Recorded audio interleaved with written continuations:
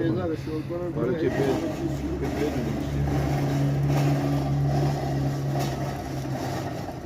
باز بیداری میره برو وایس اصلا هم داری میره نه باشه یه لحظه صبر کن نمیخواد شل کنی یه دفعه نه دستتو مواظب باش خب بزن میخواد بزنه دستگاه بزنه بزن شل کنه بزن شل کن